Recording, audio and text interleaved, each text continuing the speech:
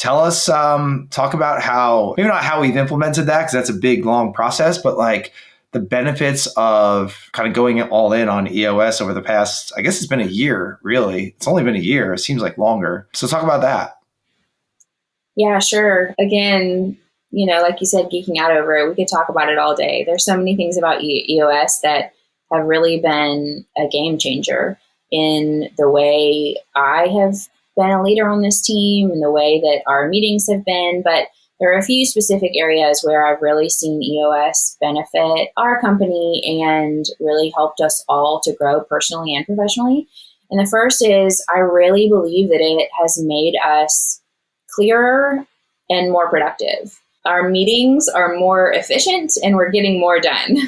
I know that seems simple and basic, but one of the most common workplace memes that you see on the internet is like, this meeting could have been an email. And that EOS is truly one of those things that shifts that, because just the meeting structure alone, even if you just took the meeting structure for EOS, it would be a complete and total game changer because you're more focused, you're more efficient, you're tracking to-dos, there's more accountability. You are truly changing the way that people within the organization communicate, and then the way that projects get completed. So that alone has been a game changer for us. We used to have meetings where we would talk about a lot and we would kind of solve issues, but there would be specific issues that would come up multiple times. And this has been a really good way for us to identify and really discuss and then truly solve. And that's been a game changer for us for sure. And then I think the other part of EOS that was really made clear to me is that everybody in the organization really needs to have seat and role clarity in order for everyone to be efficient and have the best working environment, but also be able to complete their role in projects effectively.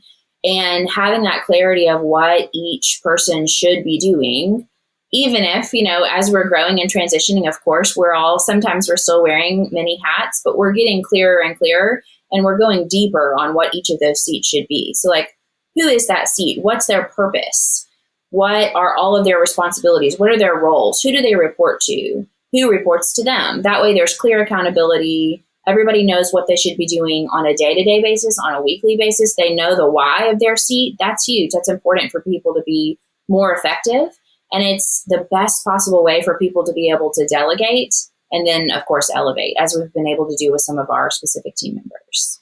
Yeah, the meeting structure, I mean, it sounds so nerdy, I know, but like we have a new client who you had a call with recently. We were talking about they have a lot of different departments. They're startup mode, but they're very well staffed already. Like they're built to grow, and like they don't really have any meetings, and like it's just like how do you get things done?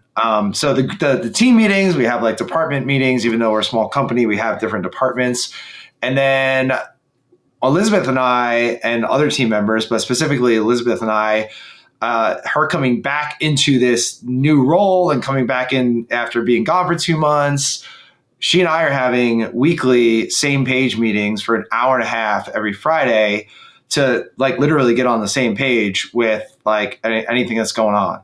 That could be personally, that could be more so professionally, obviously, what's going on, what questions do we have, how are we going to navigate this, the next hires we're making, the vision. It could be like mindset things. It could be like identity things. I think that's a big thing is identity. Like as we're shifting roles, Elizabeth is elevating, I'm elevating. I'm used to doing so many things in the business. I'm trying to like detach my identity from like being a worker bee. Those same page meetings, I mean, we've only had 2 so far. We have another one tomorrow. That is like very good, valuable time spent, wouldn't you say? Yeah, absolutely. I will say that is valuable both for, a business where you guys all work in the same office. Absolutely. Because here's what happens is you feel like you talk to your partner or whomever, you feel like you talk all the time. You're always in the Slack channel or in the messages or like hollering across, to the other office or whatever.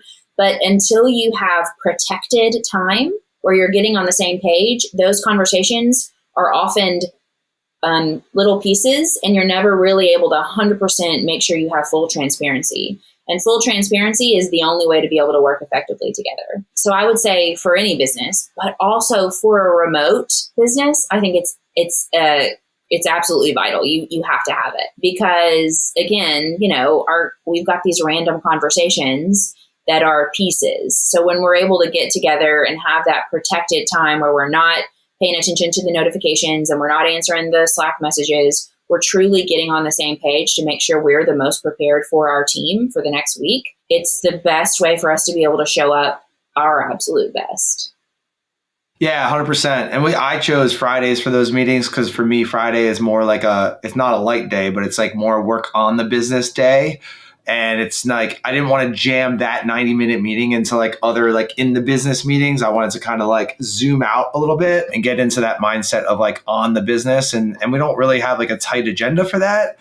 But it's like when you're sitting there for 90 minutes, you're like thinking of things like, oh yeah, I need to tell Elizabeth this, or like, oh yeah, I had this meeting, like I totally forgot to like fill her in, or she can ask me the questions that maybe she's like not comfortable asking, or I can give her the feedback, or she can give me the feedback that like might not seem the most comfortable, but it's like what we need to give each other to enable us to, get out of our own way, right? And just talk about those issues. And it's like egos aside, we have the common vision and the mission for the company, and that comes first. And it's like, well, if Joe's like not doing a great job at this, or Elizabeth's not doing a great job at that, like let's let each other know so that we can grow as a company, right? So we're not holding everyone else back as well. Because if I'm holding on to too much, or Elizabeth's not doing something the right way, like we're not only holding ourselves back, the company back, we're holding everyone else back from, potentially growing within the organization as well.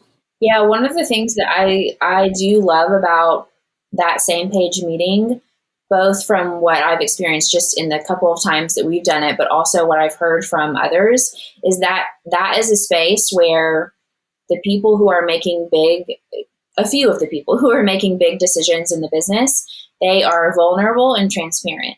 And so when there are places where I think, you know what, Joe is way too much of a bottleneck for that, where we're undermining, someone on the team, or we're not empowering that person to do that, or we're just not instilling enough trust, or if there's some kind of an issue that we need to address, that's a safe space for us to be able to say, again, no one's pointing fingers. We are on the same team here, and this is the best way for us to move forward. We're able to just get that all out.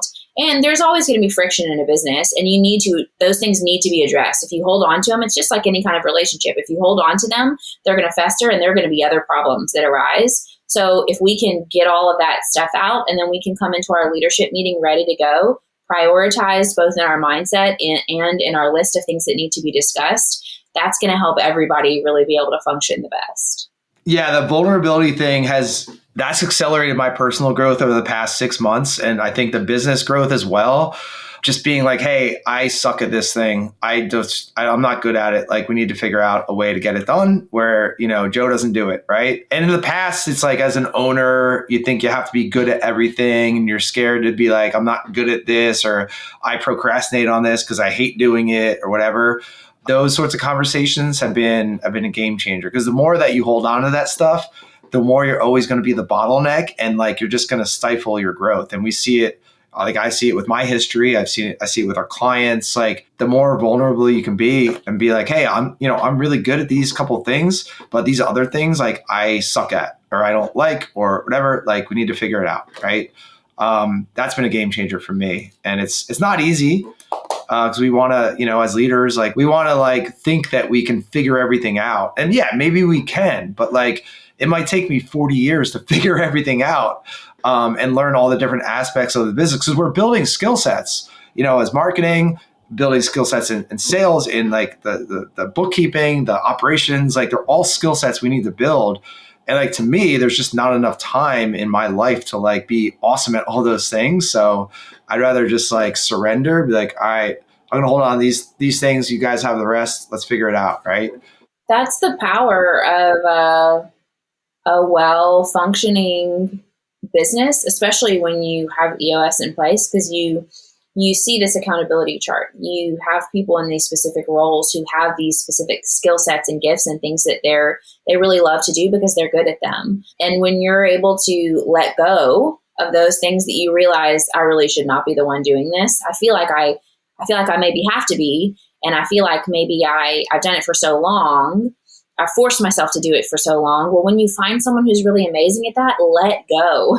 Let that person do it, because you're empowering them to be a leader, and they're able to really get in their kind of zone of genius and do that. And it's okay, as you, the leader of the whole business, it's okay for you not to do those. When you're able to empower someone else to do those and give them that seat, guess what? They're going to do a better job than you did, probably, and you're going to be a lot less frustrated. You're going to be a lot less stressed out. You're going to be able to show up much better than if you're forcing yourself to do all these things that really aren't in your zone of genius.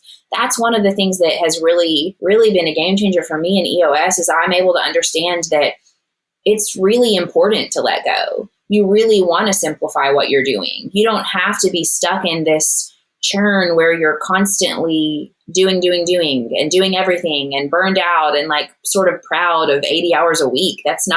Maybe that's your jam. That's not my jam. And I don't think anyone on our team is super pumped up about working, an 80-hour week and being stressed out at the end of it and just living for the weekend. If you want to really build a life, design a life that you love, a part of your work, getting clarity there and empowering other people to do the things that they really love is the best way to do that.